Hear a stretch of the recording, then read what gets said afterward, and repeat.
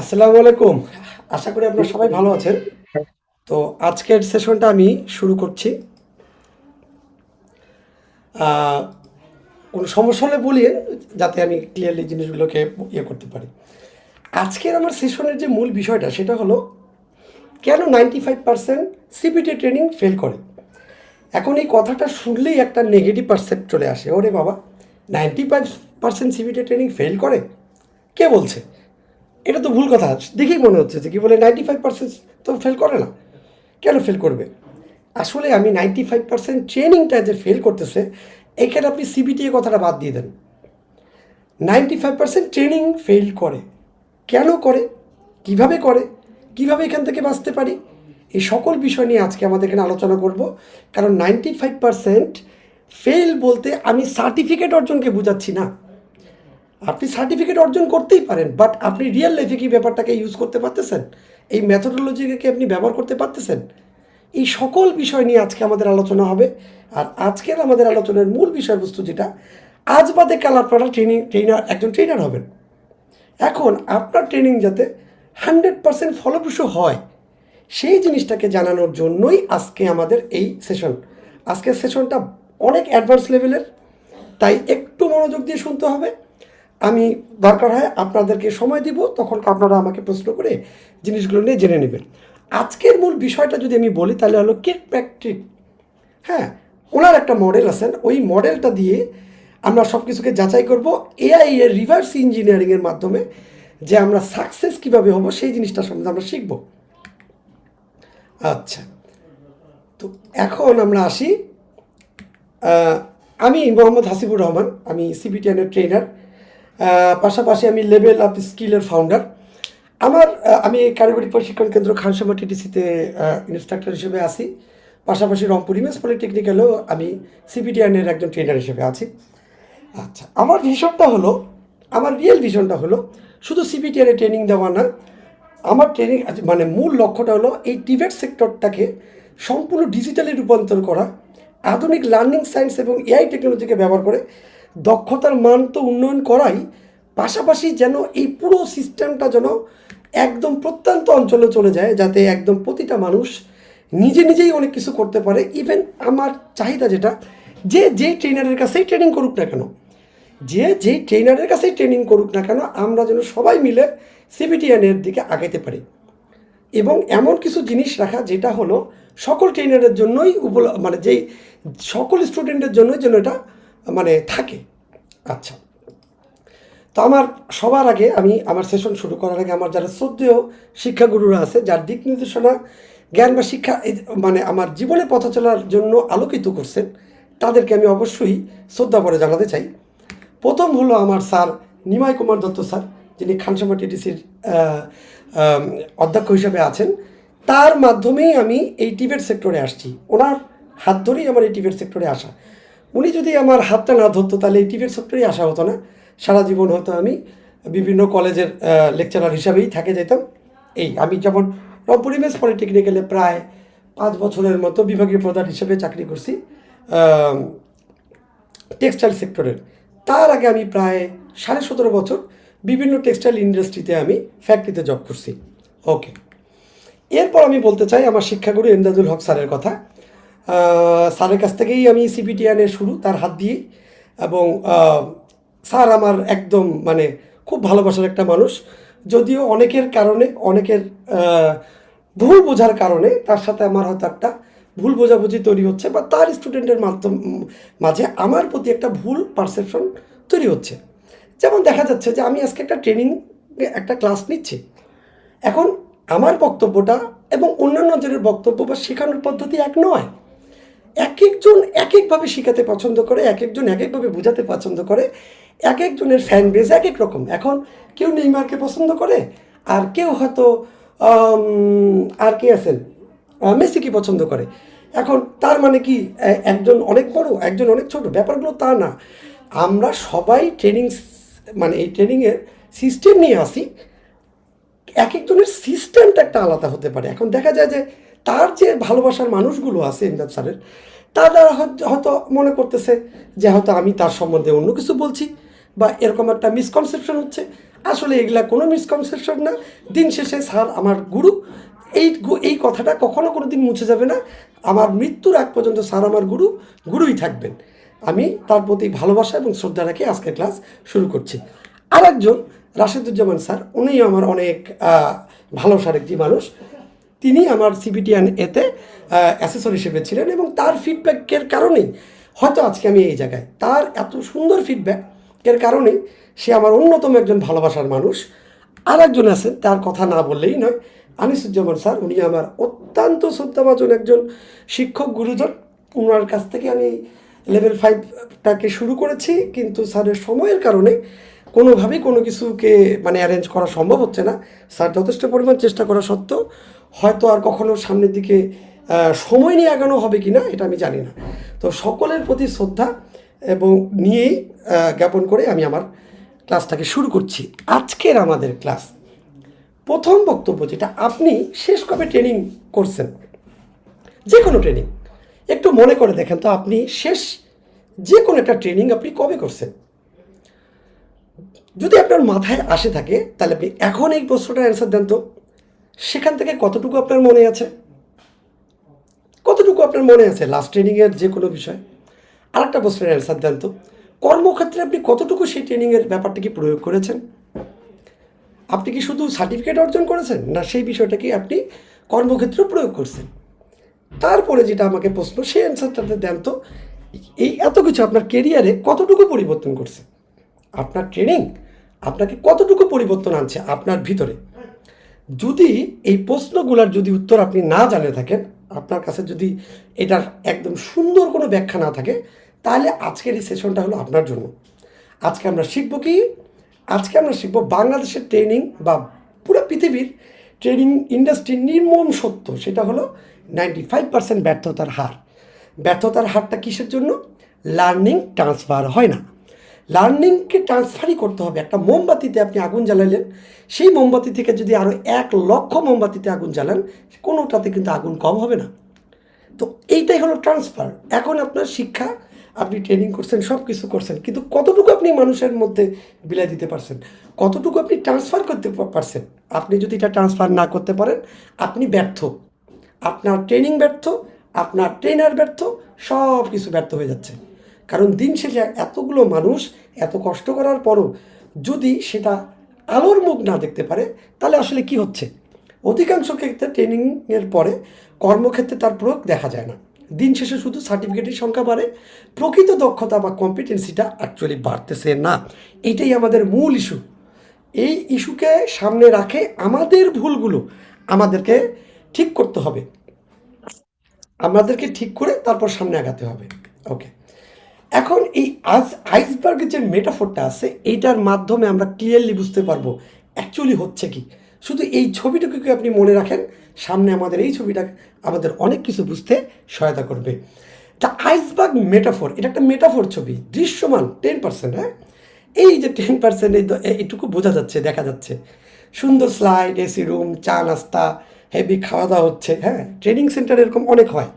বিশেষ করে সরকারি ট্রেনিংগুলোতে দেখা যায় অনেক ক্ষেত্রে যেই খরচগুলো অন্যান্য জায়গাতে বিভিন্ন জায়গা থেকে ব্যয় করা হয়, সেই সকল ট্রেনিংয়ের ক্ষেত্রে বা কর্পোরেট ট্রেনিংগুলোর ক্ষেত্রে দেখা যায় যে খুব মজাদার সেশন, সুন্দর সুন্দর স্লাইড আছে, খাওয়া দাওয়া হেভি হচ্ছে, হ্যাঁ, চা নাস্তা চলতেছে, একটা মনে হচ্ছে পুনর্মিলনী, বাট অদৃশ্য ফলাফল কি?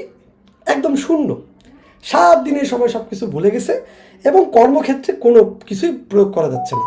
তাহলে আমাদের মূল্যায়ন অ্যাসপেক্টটার মধ্যে দেখা যাচ্ছে আমরা শুধু প্রথম স্তরেই আছি, যে স্তরে মজার মজার কথা হবে, মজার মজার মিষ্টি মিষ্টি জিনিস হবে, হ্যাঁ, কিন্তু দিন শেষে আমাদের মনে নেই। হেভি ক্লাস করছি, অনেক কিছু শিখছি, হ্যাঁ, হেভি মজা হয়েছে, কি শিখছেন একটু বলেন তো? নাই, মনে নেই, এটা মনে পড়তেছে না। ওকে, এখন তাহলে আমরা একটু প্রবলেমটাকে বুঝতে পারতেছি যে আমরা ট্রেনিং করতেছি কিন্তু ট্রেনিংয়ের ফলাফল হচ্ছে 0। তাহলে এখন আমরা কি করতে পারি? এই ক্ষেত্রে আমরা করতে পারি, এটা হচ্ছে কেন এইটা বোঝানোর জন্য আমি প্রতিটা সেশনে এই একটা কথা আপনাদেরকে বারবার বারবার বলবো এবং সবসময় বলতে থাকবো। সেটা হলো এবিংহাউসের ফরগেটিং কার্ভ। এই বিজ্ঞানটা আমি যতদিন বাঁচিয়ে আছি, আমার যত সেশন হবে, যত কথা হবে, আমি এই একটা কথা আমি বলবোই। আপনারা যদি আমাকে যাই মনে করেন না কেন, এই কথাটা আমাকে বলাই লাগবে। সেটা হলো বিজ্ঞান বলতেছে যে 24 ঘন্টায় আমরা 70% ভুলে যাই, আর 7 দিনে আমরা 90% ভুলে যাই। কত ভয়ঙ্কর কথা! এই যে আমি আজকে আপনাদেরকে ক্লাসটা করাচ্ছি বা সেশনটা পরিচালনা করতেছি, তার 70% আপনারা কালকে 24 ঘন্টার মধ্যে ভুলে যাবেন। আর যেহেতু একটু ঈদের আমেজ বইছে, দেখা যাবে কালকে আপনারা 90% ভুলে যাচ্ছেন, ঈদের আনন্দেই ভুলে যাবেন। এই ঈদের আনন্দে আপনারা 90% ভুলে যাবেন। তাহলে কি করব? করবোটা কি?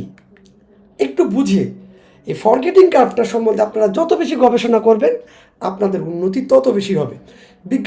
জার্মান বিজ্ঞানী হারমান এবিঙ্গস এই কার্ভে একটা প্রমাণ করে যে 24 ঘন্টার মধ্যে আমরা যদি রিভিশন না দিই, তাহলে আমাদের নতুন কিছু যেটা তথ্যের প্রায় 70% ভুলে যায়।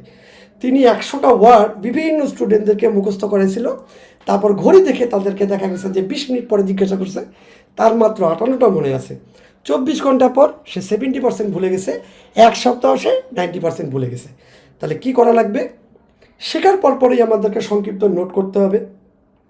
একদিন পর হোক আমাদের বই বন্ধ করে জিনিসটাকে মনে করতে হবে। তারপর ফ্ল্যাশ কার্ড দিয়ে আমরা টেস্ট করতে পারি, অন্যকে বুঝিয়ে দিতে পারি, তাতে আমাদের 90% মনে থাকবে। এই পুরো অংশটা আপনারা মাথায় রাখবেন। এই অংশটার উপরে আমাদের অনেক সিস্টেম ডেভেলপ করা হয়েছে। এখন আসি, এইটুকু তো আমি সব সময় করি, বিগত সেশনগুলোতেও আমি এই কথাটা বলছি। তাহলে আমাদের ট্রেনারের কোনো দায়িত্ব নাই? আমাদের ট্রেনারের কি কোনো দায়িত্ব নেই? আমি বলবো আর আপনারা ভুলে যাবেন, আর আমি ট্রেনার চিন্তা করবো যাক সব আমার কপালের দোষ, আমার স্টুডেন্টরা তো ভুলেই যাবে। আমি কি করতে পারি? আসেন, এই যে আমরা পড়ে যাই একটা স্মাইল ট্র্যাপে। স্মাইল ট্র্যাপ জিনিসটা কি? আপনি খুশি হয় একটা সাবাসি দিবেন, আর আমি একটা সুন্দর একটা ট্র্যাপের মধ্যে পড়ে যাব। কি সেটা? স্যার তো খুব ভালো পড়ায়, স্যার খুব ভালো পড়াইছে, খুব সুন্দর পড়াইছে। তাহলে ট্রেনিং শেখার ফিডব্যাক তাহলে এত বিপজ্জনক, কারণ এটি শুধুমাত্র অংশগ্রহণকারীরা তাৎক্ষণিকভাবে পরিমাপ করতে পারে। কিন্তু পরবর্তীতে কি হচ্ছে? আমরা ট্রেনাররা কি করতেছি? আমরা ট্রেনাররা খুব খুশি হচ্ছি যে হ্যাঁ, আমার তো ক্লাসে আমার স্টুডেন্টরা আমাকে ভালো বলতেছে, আমার যে কোনো ক্লাসে আমার স্টুডেন্টগুলো আমাকে কী দারুণ প্রশংসা করতেছে, স্যার খুব ভালো বোঝায়, স্যার খুব ভালো পড়ায়, খুব সুন্দর কথা, খুব দারুণ কথা। আমি সেই জিনিসটা শুনে আমি খুব খুশি, আমি একদম আশাবাদী আমার স্টুডেন্ট তো সব কম্পিটেন্ট হবে, কোনোভাবেই এটা হবে না। কারণ এই তো আমি তো তাদেরকে ভালো একটা জিনিস প্রোভাইড করছি, এবং এটা তো ওরা নিজেরাই বলল। কিন্তু আমি কোন ট্র্যাপটাতে পড়ে গেলাম? দেখেন, ক্লাস ভালো লাগা আর বাস্তব দক্ষতা অর্জন করা সম্পূর্ণ ভিন্ন জিনিস। একটি ভালো হাসি মুখের ফিডব্যাক কখনোই লার্নিং ট্রান্সফার নিশ্চিত করে না। আমি কি এটা নিশ্চিত করছি যে তারা যেই জিনিসটা শিখছে তারা বাস্তবে ওটাকে প্রয়োগ করতে পারে, তারা বাস্তবে ওই জিনিসটাকে আরেকজনকে শিখাইতে পারে? তা আমি কি এতটুকু নিশ্চিত করছি? তার কি আমি তখন একটা অ্যাসেসমেন্ট নিছি? তাকে কি আমি সবসময় পরীক্ষার মধ্যে রাখছি? যদি আমি পরীক্ষা না নেই, তাহলে উনিও তো বললো যে আসিফটা তো খুব ভালো বোঝায়, এই কথার কি 2 পয়সা কোনো দাম থাকলো? দিন শেষে তো ও তো নট ইয়েট হয়ে যাবে। তাহলে স্যার খুব ভালো বুঝান, স্যার খুব ভালো পড়ান, এইটা হলো আমাদের জন্যই কবর করা। তাহলে আমাদেরকে এখান থেকে বের হতে হবে, আমাদের ট্রেনারদেরকে বের হতে হবে। কিভাবে বের হবো? কী করা যায়? আচ্ছা, এখন আমাদেরকে বুঝতে লাগবে যে আমাদের মূল যে লক্ষ্য, সেখানে একটা গলদ চলে আসে।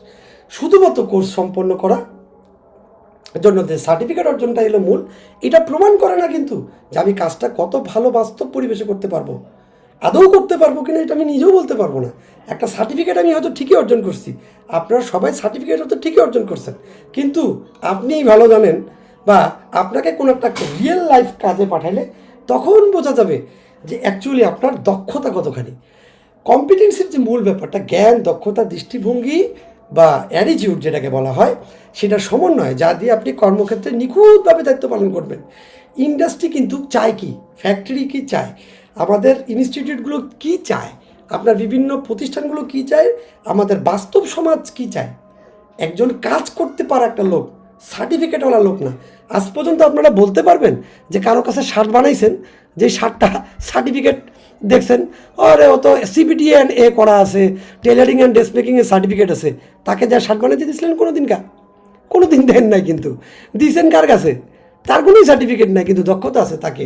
এতে সার্টিফিকেট অর্জনটা আমাদের কোনো কিছুর নিশ্চয়তা দেয় না।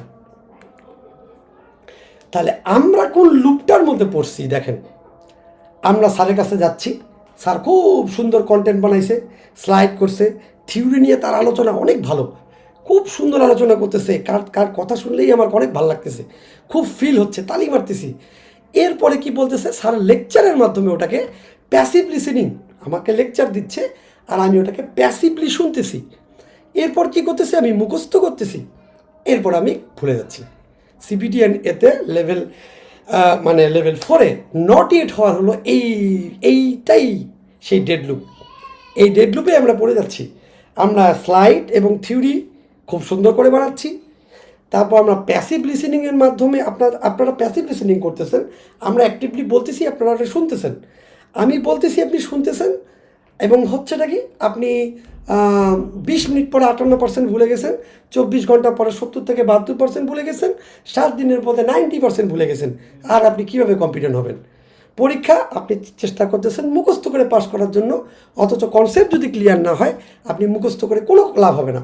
আমি আপনাকে প্রমাণ করে দেবো যে আপনি সিবিএলএমগুলো ধারাও মুখস্থ করবেন, কিন্তু কোনো লাভ হবে না। কেন লাভ হবে না? কারণ আপনি বুঝতেই পারবেন না যে ওখান থেকে আসছে কি, কোন প্রশ্নটা আসছে এটা বুঝবেন না। কারণ কি, প্রশ্নর ধরন এখন টোটালি চেঞ্জ, প্রশ্নর ধরন টোটালি চেঞ্জ। এই প্রশ্নগুলো হলো আপনার মানে একদম টোটালি কি সিনারিও বেসড। এই পরিস্থিতিতে আপনি কি পড়বেন, অমুক পরিস্থিতিতে আপনি কি পড়বেন, আপনি ধরতেই পারবেন এটা সিবিএলএম কত নম্বর। আপনাকে টোটালি বুঝতে হবে, বুঝে তারপর লিখতে হবে। তাহলে কি আপনার তখন এই জিনিসটা বুঝতে পারবেন যখন আপনি এই ভুলে যাওয়া বা কর্মক্ষেত্রে জিরো প্রয়োগ, তার মানে কি আপনি এটাকে ব্যবহার করতে হবে, আপনি যদি এটাকে ইউজ না করেন তাহলে অ্যাকচুয়ালি আপনার এটা কোনো লাভে আসবে না। তাহলে আপনাকে আবার বলে, আপনি কোন ডেড লুপে পড়ছেন? যে কোনো ট্রেনার নির্বাচন করার আগে আপনাকে সবার আগে এই জিনিসটাকে বোঝা লাগবে। যে কোনো ট্রেনার, আপনি কোন ট্রেনারের কাছে ট্রেনিং করবেন তার আগে আপনাকে এই ব্যাপারটা বুঝতে হবে, তার কন্টেন্ট, লেকচার, পরীক্ষা এবং ভুলে যাওয়া, এই যে ডেড লুপটা আছে এইখান থেকে সে আপনাকে বাঁচাইতে পারবে কতটুকু। ওকে, এখন জিনিসটা এখন আমরা আরও ডিপলি যাব, এবং আমরা নিজেদেরকে কতটুকু ডেভেলপ করতে পারবো অ্যাজ এ ট্রেনার। আমি কী কী ভুল করতেছি এবং আমি কী কী সমাধানগুলোকে বের করছি, এটা আমার দেখার বিষয়, আপনাদের দেখার বিষয়। এই লার্নিংটুকু শিখে যেহেতু আজ কাল অথবা পরশু আপনারা একজন ট্রেনার হবেন, আপনাদের মধ্যে যেন এই ডেড লুপটা না থাকে। এই ডেড লুপ যদি আপনাদের মধ্যে থাকে, আপনি ওই ঘোড়ার ডিমের কন্টেন্ট তৈরি করে নিয়ে লেকচার দিবেন এবং আপনার স্টুডেন্টরা পরীক্ষা মানে জাস্ট মুখস্থ করবে এবং যায় ভুলে যাবে। এইভাবে আপনারও স্টুডেন্ট প্রচুর নট ইট হবে। আসেন এই পুরো সিস্টেমটাকে এখন আমরা ব্যাখ্যা করব আরও ডেঞ্জারাস উপায়। কি সেটা হলো, আমরা এই পুরো জিনিসটাকে ব্যাখ্যা করতে পারি একটা সিস্টেমের মাধ্যমে, কিলপ্যাট্রিক লার্নিং, ডোনাল্ড কিলপ্যাট্রিকের একটা মানে লার্নিং মাপার একটা, যেটাকে বলা হয় লার্নিং ইভ্যালুয়েশন মডেল। এটা অনেক বেশি বিখ্যাত, ঠিক আছে, অনেক অনেক অনেক বেশি বিখ্যাত। এই জন্য আমরা এই মানে মাপকাঠিটাকেই প্রথম অবস্থায় নিব। এই কিলপ্যাট্রিকের যে মূল ধারণাটা, ওটা 1959 সালে উনি মডেলটাকে মাথায় নিয়ে আসেন, মানে আমাদের সামনে নিয়ে আসেন। আমি যদি এটাকে নিয়ে একটু আলোচনা করি তাহলে এটা কি জিনিস, এটা হলো গিয়ে লার্নিং ইভ্যালুয়েশন মডেল। এখন লার্নিং ইভ্যালুয়েশন মডেলটা হলো এমন কিছু সুনির্দিষ্ট পদ্ধতি বা কাঠামো যার মাধ্যমে কোনো প্রশিক্ষণ বা ট্রেনিং শেখার প্রক্রিয়াকে কার্যকারিতা বা প্রভাব পরিমাপ করা হয়, যেটার কার্যকর কতটুকু। একটি প্রতিষ্ঠান বা ব্যক্তি কোনো প্রশিক্ষণের পিছনে যে সময় বা অর্থটা ব্যয় করে তা সত্যি কাজে লাগছে কিনা সেটা যাচাই করার জন্য এই মডেলগুলো ব্যবহার করা হয়। যে আপনি ট্রেনিং করলেন, আচ্ছা ট্রেনিংটা কি সত্যি কাজে লাগছে? হ্যাঁ, এই জিনিসটাকে আপনাকে এই প্রশ্নটার মাধ্যমে আসতে হবে। সেটা হলো, how do we know training actually work? কীভাবে ট্রেনিং কাজ করে। 1950 সালের দিকে, দশকের দিকে কী ছিল লার্নিং ইভ্যালুয়েশনের যে মডেলের যে ইতিহাসটা, এটা হলো 1950 সাল, মানে 1950 সালের দিকে কোনো প্রশিক্ষণ বা ট্রেনিং কতটুকু সফল বা মাপার জন্য বৈজ্ঞানিক কোনো সুনির্দিষ্ট মানদণ্ড ছিল না। তখন মূলত দেখা হতো কি, প্রশিক্ষণার্থীরা ট্রেনিং শেষে খুশি কিনা, খাবার পরিবেশ ভালো কিনা, এইরকম। কিন্তু দ্বিতীয় বিশ্বযুদ্ধের পরে যখন শিল্প ও কর্পোরেটের ক্ষেত্রে ব্যাপক বিস্তার ঘটে, তখন প্রতিষ্ঠানগুলো বুঝতে শুরু করে যে খুশি হওয়াটাই যথেষ্ট নয়, হাততালি দেওয়াটাই যথেষ্ট নয়। প্রশিক্ষণের ফলে কর্মীদের অ্যাকচুয়াল দক্ষতা বাড়ছে কিনা এবং প্রতিষ্ঠানের ব্যবসায়িক লাভ হচ্ছে কিনা, ঠিক আছে, ধান্দাপানি ভালো মতো হচ্ছে কিনা প্রতিষ্ঠানের, এইটা হলো মূল ব্যাপার। যে আমি আমার ট্রেনারদেরকে মানে শেখাচ্ছি, তারা কি আদৌ ট্রেনিংটা করে লাভ হচ্ছে কি, এই পরিমাপটা করা জরুরি হয়ে পড়ে। এই মানে এই প্রয়োজনীয়তা থেকেই গবেষক বিভিন্ন লার্নিং ইভ্যালুয়েশন মডেলগুলো তৈরি করতে শুরু করে, যার মধ্যে সবথেকে যুগান্তকারী ছিল এই কির্কপ্যাট্রিক মডেল। এটি বিশ্বের সবথেকে জনপ্রিয় এবং বহুল ব্যবহৃত লার্নিং ইভ্যালুয়েশন মডেল। হ্যাঁ, এখন উনি কি ছিলেন, উনি ছিলেন হলো একটা মানে ইউনিভার্সিটির প্রফেসর ছিলেন। ওনার নাম হচ্ছে ডোনাল্ড এল কির্কপ্যাট্রিক। প্রথমে এই মডেলটি প্রকাশ করেন এবং পরবর্তীতে 1975 থেকে 1993 সালে তিনি তার বইয়ের মাধ্যমে এটিকে আরও আপডেট এবং আরও জনপ্রিয় করেন। এই মডেলে কোনো প্রশিক্ষণ ব্যবস্থাকে 4টা ধাপে ভাগ করা যায়। একটু দেখি, এই 4টা ধাপ হলো লেভেল 1, লেভেল 2, লেভেল 3, লেভেল 4। প্রথমটা হলো রিয়াকশন, সেকেন্ড হলো লার্নিং, 3 নম্বর হলো বিহেভিয়ার, 4 নম্বর হলো রেজাল্ট। যখন কোনো ব্যক্তি কোনো ট্রেনিং গ্রহণ করে, ফার্স্ট লেভেলে তার একটা রিয়াকশন দেখা যায়। ডিড দে লাইক ইট, তারা কি পছন্দ করেছে, তারা কি তালি বাজাইছে, তারা কি খুশি, তারা কি হ্যাপি, তারা কি এই মানে মানে ট্রেনিংটা দেখে খুব খুশি, ওরে বাপ রে বাপ, যে স্যার রে ভাই রে ভাই, তো হেভি ট্রেনার। হ্যাঁ, দেন লেভেল 2তে আসে গেল কি, সেটা হলো learning.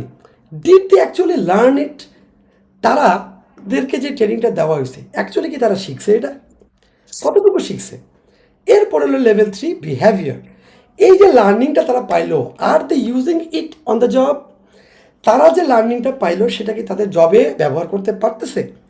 Then level 4 result, did it impact the ultimate goal, কে যে কারণে সে ট্রেনিংটা নিছে সেই ট্রেনিংটা কি তার অ্যাকচুয়ালি কাজে লাগতেছে, যে ট্রেনিংটা সে নিল দিন শেষে কি সেটা বুঝছে, আসলেই বুঝছে, সে কি ওটার জন্য এক্সাম মানে একটা এক্সাম তাকে পরীক্ষা দিলে সে কি করতে পারতেছে। 95% ট্রেনিং লেভেল এই লেভেল 1-এ আটকে আছে। কারণ আমরা ট্রেনাররা চিন্তা করি আমার ট্রেনাররা খুশি, আমার স্টুডেন্টরা খুশি, আমার লার্নাররা খুশি, তারা আমাকে বলছে যে আমার ক্লাস তার খুব ভালো লাগে, তারা এতই বেশি হ্যাপি, আমার জন্য আর 1000 জায়গায় ঝগড়া করতেছে, কিন্তু আমিও খুশি, কারণ হলো আমার স্টুডেন্টের মাধ্যমে আমি তো স্টুডেন্ট পাচ্ছি, আমার তো টাকা আসতেছে ভালোই। বাট আমি কি এটা দেখতেছি, did they actually learn it, সে কি এটা লার্ন করছে কিনা। সে যদি লার্ন করে থাকে তাহলে বিহেভিয়ারে তাদের কি চেঞ্জ আসছে, আর the using it on the job, তারা কি তাদের জবে, তাদের রিয়েল কাজে, তাদের রিয়েল জব কি তারা এটাকে ব্যবহার করতে পারে।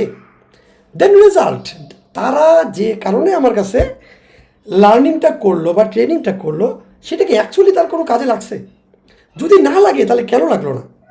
এখন আসেন আরও ধীরে ধীরে ধীরে এটার ভিতরে যাব, আজকে এটা খাওয়া ফেলাবো ইনশাআল্লাহ। ওকে, আসেন এটাকে আরও ভালো মতো বুঝি। এখন এই দেখেন, তখনকার যে ছবিটাকে দেখাইছিলাম সেই ছবিটাকে আপনি দেখেন, এই যে লেভেল 1 রিয়াকশন, ট্রেনিং সেশনটি কি এঙ্গেজিং ছিল, ট্রেনিংটা কি খুব মজা লাগছে, খুব মনোযোগ দিয়ে শুনছি, খুব ভালো লাগছে, তালি টালি পড়ছে একটু, হ্যাঁ, সবাই কি খুশি খুশি ট্রেনিংটা করছে। ওকে, তাহলে এটা প্রথম ধাপ আইসবার্গের। এরপর একটু নিচের দিকে নামি, শিখলাম কি, কী শিখতেছি আমি, আসলে কি নতুন জ্ঞান বা কোনো স্কিল শিখতেছি। এই যে আমাদের ক্লাস চলতেছে বা আমরা এর আগে লার্নিংগুলো শিখছি বা এর আগে আমরা ট্রেনিংগুলো শিখছি, ওই জ্ঞানটা কি এখন আমার মধ্যে আছে না আমি ভুলে গেছি, ভুলে গেলে কেন গেলাম ভুলে, কি করা উচিত ছিল আমার, কিভাবে আমি ওটাকে আবার মনে রাখতে পারতাম, আমার ভুলটা হইল কি। বিহেভিয়ার, কর্মক্ষেত্রে আমাদের কি পরিবর্তন আসছে, আমাদের অ্যাটিটিউডটাতে কি চেঞ্জ আসছে, আমাদের বিহেভিয়ারে কি চেঞ্জ আসছে। এইটা হলো লেভেলে আর একটু স্তর, এটা আমি কাজে যখনকার প্রয়োগ করব, হ্যাঁ, তখনকার কি একটা সাইকোমোটর ব্যাপার চলে আসে, যখন আমরা নিজেরা ওটাকে কাজে ব্যবহার করি। দেন রেজাল্ট, যখন আমাদের এই ধারা অনুযায়ী যাবে অবশ্যই সেটা আমার বিজনেস ক্যারিয়ার ইম্প্যাক্ট পড়বে। সিপিটিএনএ অনুযায়ী আমি তখনকার কম্পিটেন্ট হব।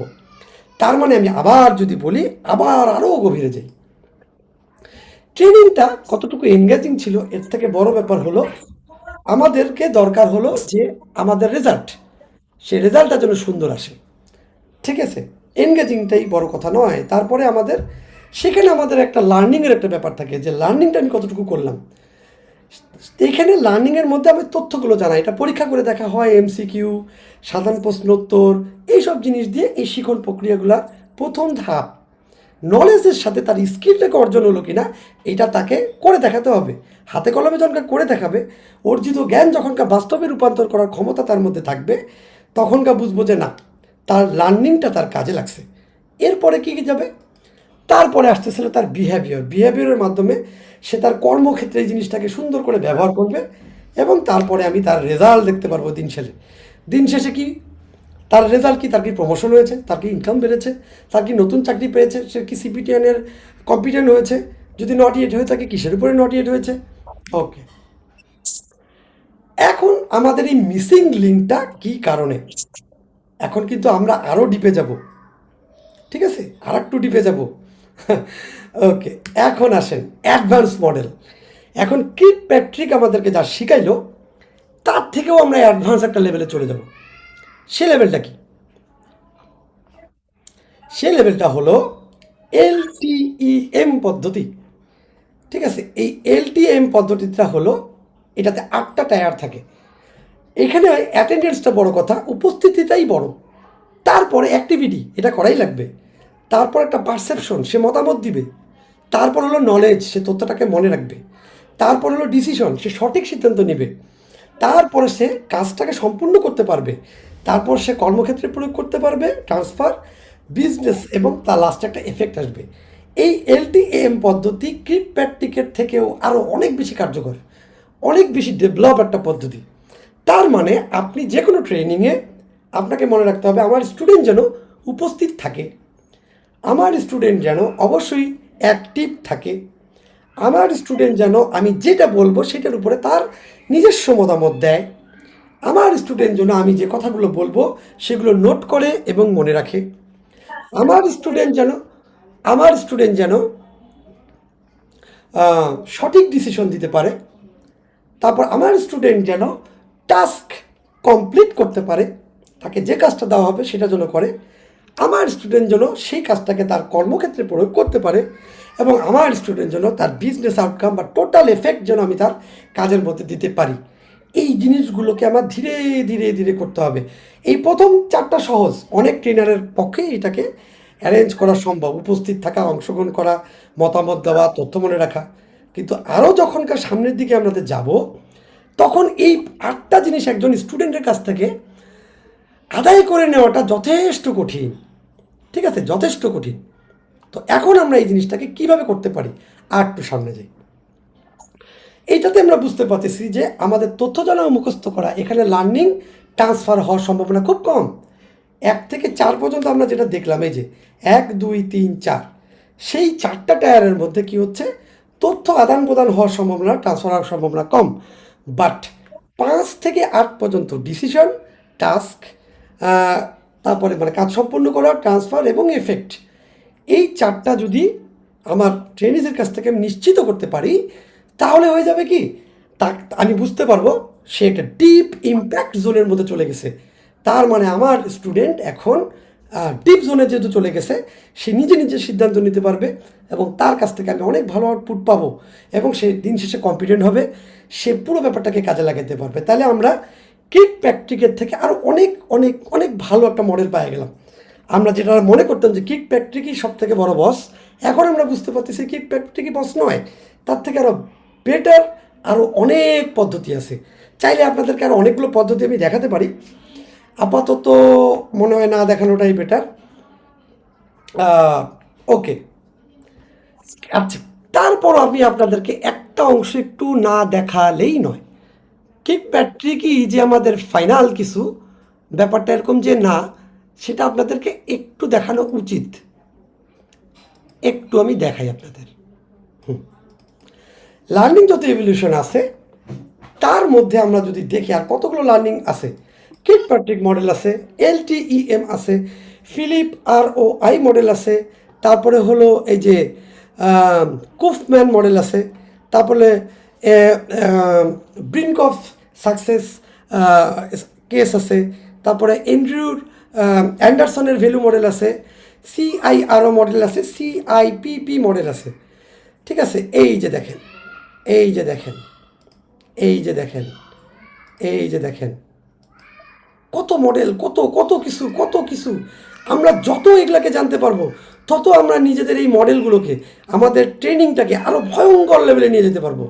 আমি এতক্ষণ যে আলোচনা করলাম সেটা ছিল সেই attendance, learner activities, learner perception, knowledge, decision making, task performance, transfer to work and effect to transfer. আচ্ছা, কিট প্যাট্রিকের মডেলে আমরা এতক্ষণ কি জানছি, যে কিট প্যাট্রিকের মডেলে কি আছে? রিয়াকশন, তালি হবে তালি, সবাই খুব পছন্দ করছে আমার ক্লাস। এরপরে কি? লার্নিং। হ্যাঁ, লার্নিংয়ের পরে বিহেভিয়ার, তারপর রেজাল্ট। মাগার এখানে একটা বড় মজা আছে। আমরা অনেকেই জানি না যে কিক প্র্যাকটিক্যাল মডেল অনেক আপডেট হয়ে গেছে, নিউ ওয়ার্ল্ড আপডেট। এই কিক প্যাট্রিকের মডেলটা আমাদেরকে যা দিত, কিন্তু আমরা কিভাবে প্রবলেমটাকে রিয়েলি সলভ করব সেটা ছিল না তার মধ্যে। এই কারণে কিক প্যাট্রিকের সন্তান নিজেই এটাকে আরও আপডেট করে। সেটা কি? সেটা হলো backward planning, return of expectation, ROI। এখন আমি আপনাদেরকে এমন একটা বিষয় নিয়ে আলোচনা করব, যেটা যদি আপনারা ক্লিয়ারলি বুঝতে পারেন তাহলে আর কিচ্ছু লাগবে না। আমরা কিক প্যাট্রিকের পুরো ব্যাপারটা বুঝে ফেলছি, তাই না? এখন আসেন আমরা এটাকে কিভাবে কাজ করব, কিভাবে জিনিসটাকে ব্যবহার করব। এই এআই এর যুগে লার্নিং ইম্প্যাক্ট এবং ইভ্যালুয়েশন, আমরা কি সেই 1959 সালে কিক প্যাট্রিক কী বলছে সেটা নিয়ে পড়ে থাকবো, নাকি আমরা এই ব্যাপারটাকে নিয়ে আমরা আরও ডিপে যাব? আচ্ছা, এখন আমরা দেখি এইটার আমরা কি করতে পারি। আপনারা যদি সাউন্ড এভাবে বন্ধ না করেন তাহলে একদম সুন্দর করে কিন্তু সবাইকে একদম মিউট করে দেব।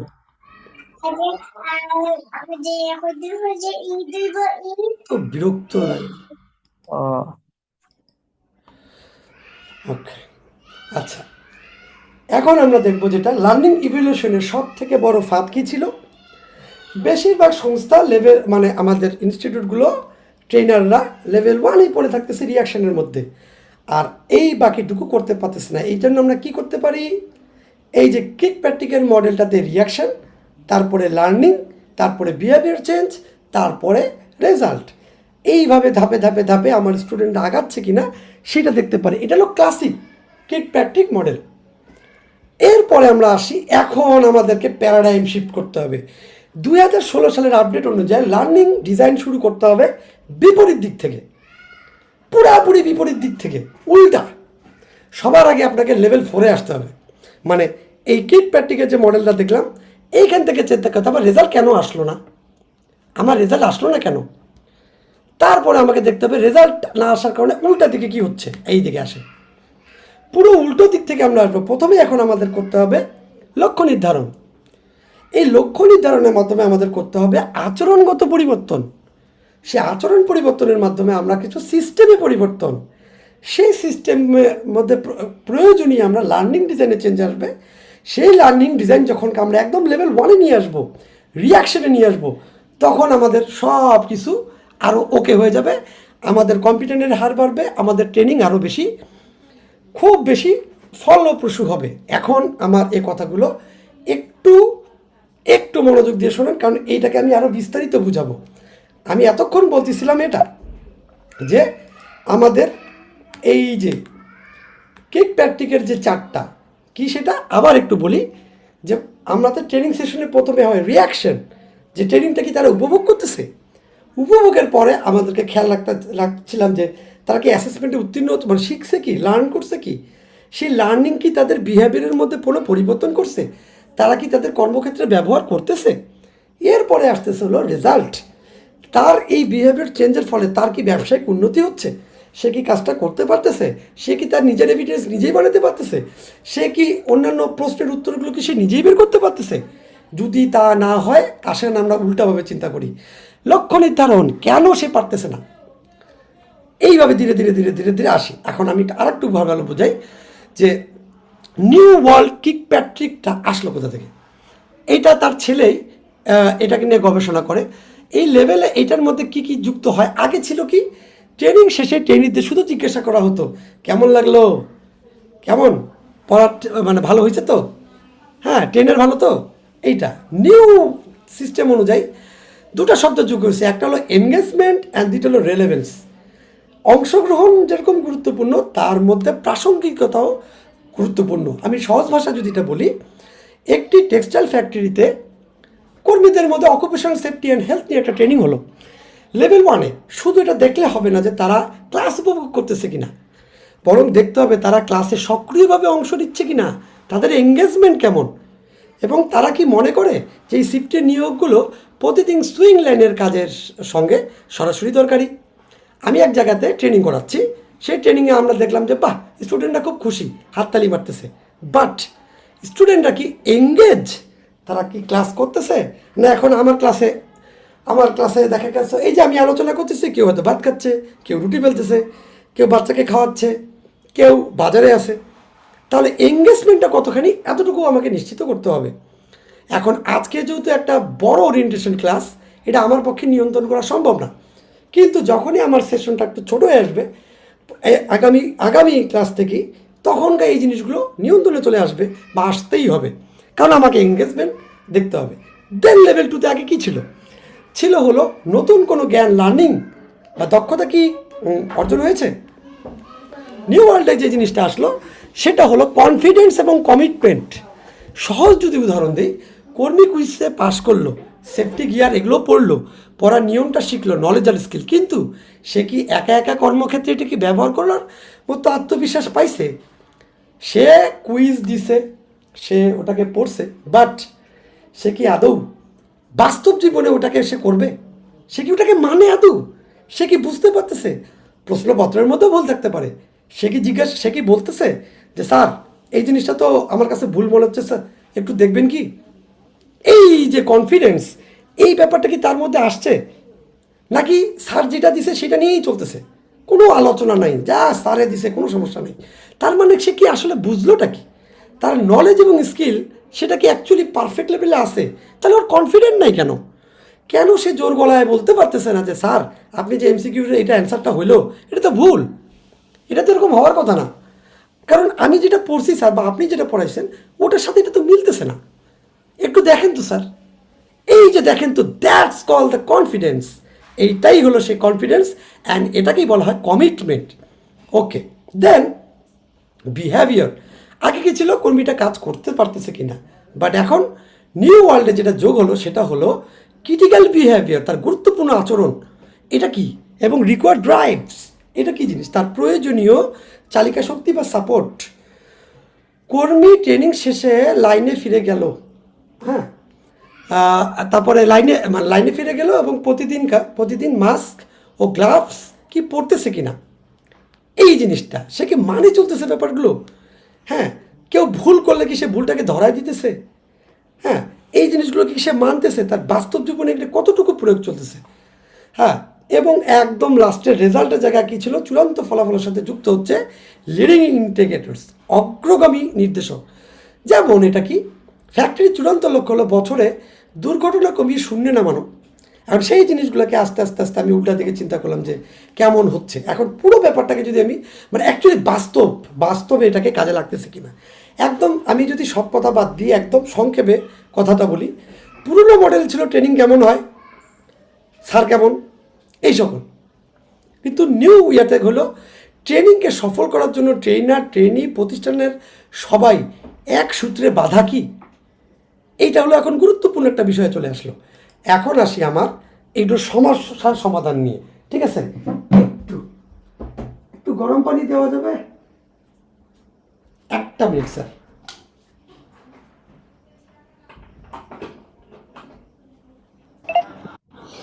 স্যার আসসালামু আলাইকুম।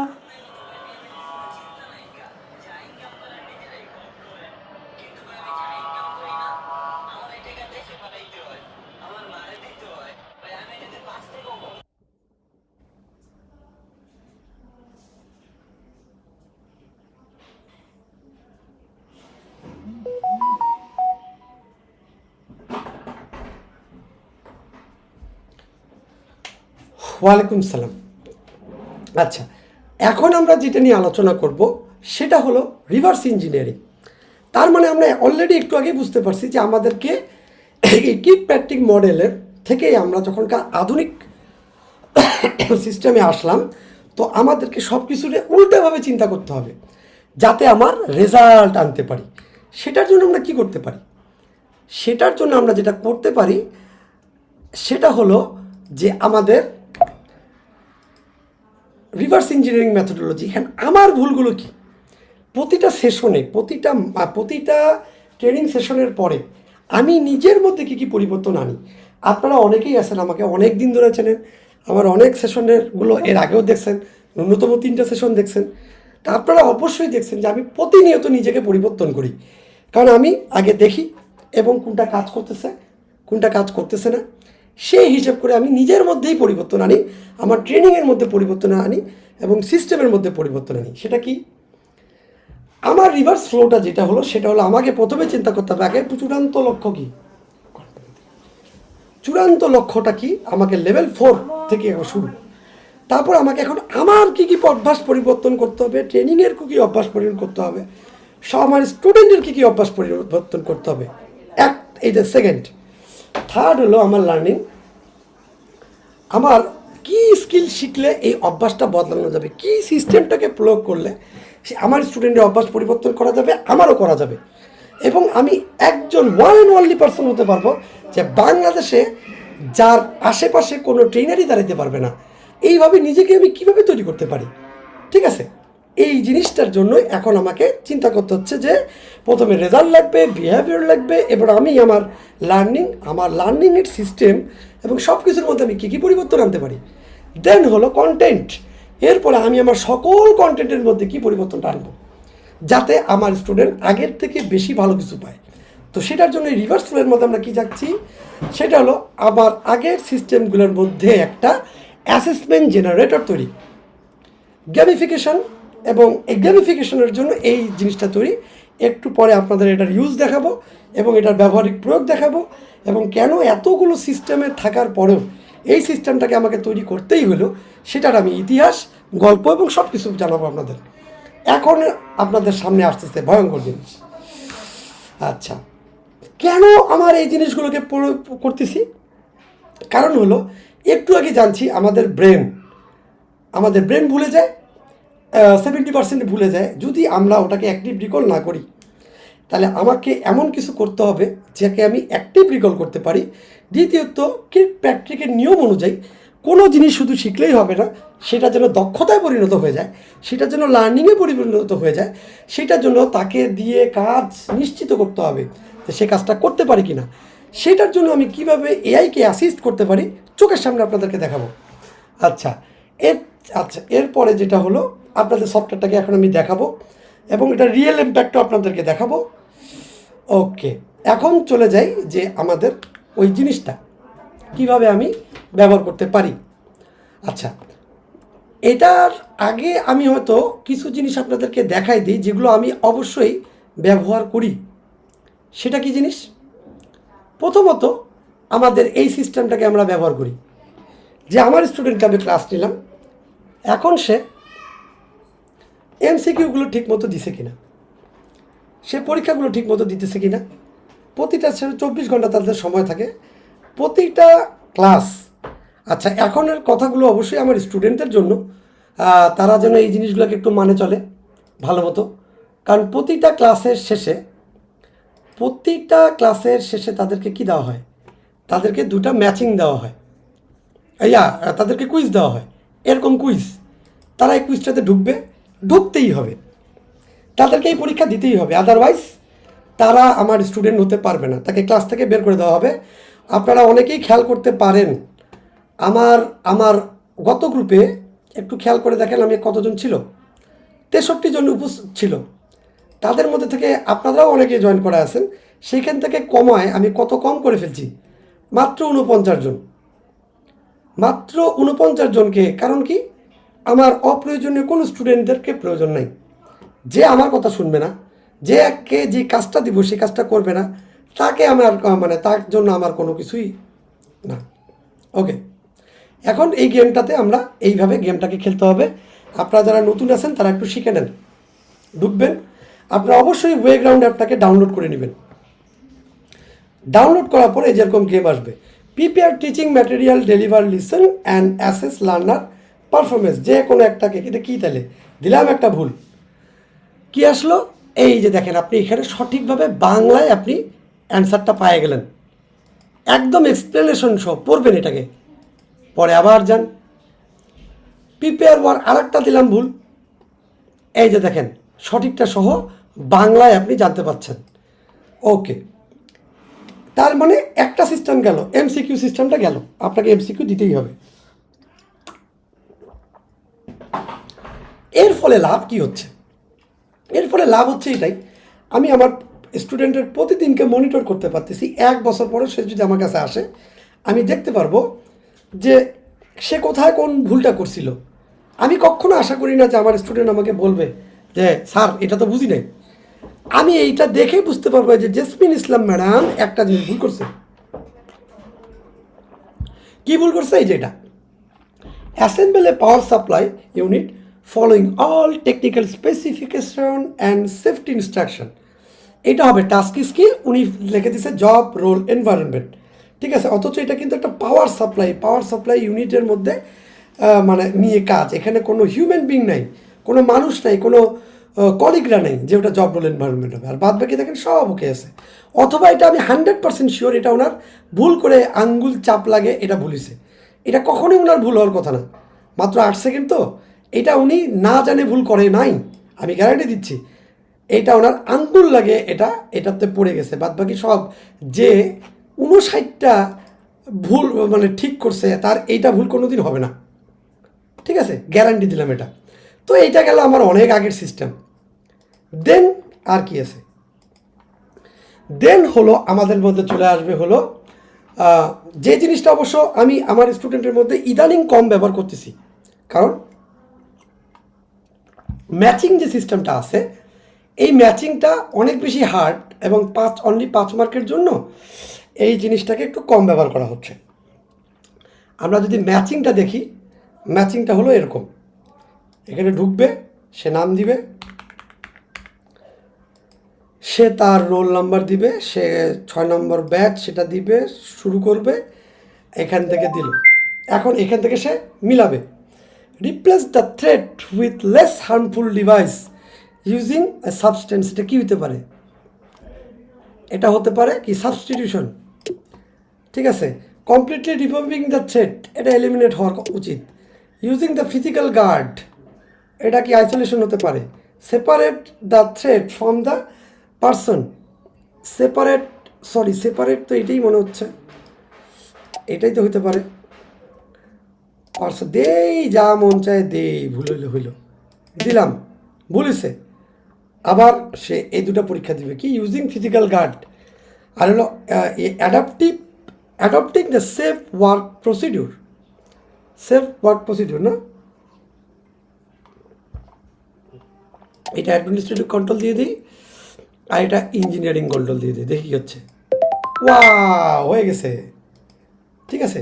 এইভাবে তারা আস্তে আস্তে আগাবে। ইভেন এটা আমি একটু লেটেস্ট আমি আপনাদেরকে দেখাই, লেটেস্টের মধ্যে আরও কিছু অপশন আছে। লেটেস্টের মধ্যে এমন কিছু অপশন আছে যেটার ফলে ওরা প্রতিটা জিনিসের দেখতে পারবে। বাংলায় নাম লিখবে, রোল লিখবে, ব্যাচ লিখবে। এটার কিন্তু কোড এবং ডেভেলপার আমি নিজেই, দেখছেন। আচ্ছা, এই দেই আন্দা পাতালি, দেখি এটার মধ্যে 2 একটা ঠিক যদি হয়ে যায়, দেখছেন, তার 3টা হয়ে গেছে। Physically working through and inspecting the physical environment, কি হতে পারে? দেই একটা ভুল ত্রুটি হতে থাক, যাতে আপনাদের আইডিয়া আসে যে এই জিনিসটা কীভাবে কাজ করে। আর একটা আছে হয় নাই, তাহলে এটা হবে,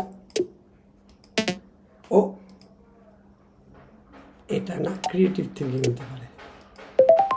ওকে, পরের লেভেলে যাওয়ার আগে যে দেখেন কি আসবে, এই যে ম্যাচিংয়ের একটা এক্সপ্লেনেশন আসবে, যেটা পুরো ম্যাচিংটাকে লেখা থাকবে, সেটা বাংলায় প্রতিটা লেখা থাকবে যে কেন, কোনটা কিসের জন্য, ঠিক আছে।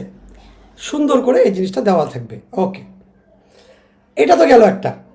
এরপরে আরও একটা সিস্টেম আছে যেটার মাধ্যমে তারা ফ্ল্যাশ কার্ড সিস্টেম। ফ্ল্যাশ কার্ডের মজা কি? আপনি আজকে বাসে বসে, ট্রাকে বসে, কোনো অফিসে বসে আপনি সিভিএলএম 1-এ 45টা প্রশ্ন, এই যে সব সিভিএলএমের উপর প্রশ্ন দেওয়া আছে, এগুলো আপনারা মুখস্থ করতে চান, কি করবেন? এই যে দেখেন, এখানে ঢুকলেন, ঠিক আছে? আচ্ছা, এটার মধ্যে একটা মজার সুইচ আছে, দেখাচ্ছি আপনাদেরকে। প্রশ্ন হলো, what do you mean by the range statement? Write down what is included in the range statement. মনে মনে বলেন। আপনি যদি না পারেন এটা ক্লিক করবেন, এই যে অ্যান্সার চলে আসলো। মজার জিনিস যেটা, এটাকে আপনি চাইলে এক ক্লিকে বাংলা করে ফেলতে পারেন। রেঞ্জ স্টেটমেন্ট বলতে কি বুঝেন? রেঞ্জ স্টেটমেন্টের অর্থ তথ্যের মধ্যে কি অন্তর্ভুক্ত থাকে, মনে পারতেছে না, এটাকে বলে অ্যাক্টিভ রিকলিং। এই যে বিভিন্ন কাজ করে জিনিসটাকে মনে রাখা। সারা আমি আপনাদেরকে পড়াইছি তো কী হয়েছে, আপনি এরকম বিভিন্ন অ্যাক্টিভিটির মাধ্যমে জিনিসটাকে মনে রাখবেন। এই যে ক্লিক করেন, পুরো জিনিসটাকে আপনি বাংলা শিখতে পারতেছেন, ঠিক আছে? এবং মজার যেটা ব্যাপার, এই জিনিসটার জন্য কোনো ইন্টারনেট কানেকশনের প্রয়োজন নাই। এইটা হলো আমার স্টুডেন্টদেরকে যখন সিভিএলএমগুলো শেষ করে দেওয়া হবে, তখন এটা ওদেরকে দিয়ে দেওয়া হবে অ্যাপটা, যাতে তারা বাসে, ট্রাকে, যে কোনো জায়গায় বসে বসে বসে বসে এই অ্যান্সারগুলো দিতে পারে। সিস্টেমটা কি, কেন এটা এরকম, আসেন দেখাই। সিবিটিএনএতে যত রকমের পরীক্ষার প্রশ্নগুলো আছে তার মধ্যে থেকে বাছাইকৃত 165টা প্রশ্নের উত্তর এখানে দেওয়া আছে সিভিএলএম থেকে। এইটা হলো তাদের তো এতদিন পড়ছে, তারা তো মুখস্থ করছে, এখন তারা প্র্যাকটিস করবে। এই যে প্র্যাকটিস করবে, এইভাবে তারা প্র্যাকটিস করবে।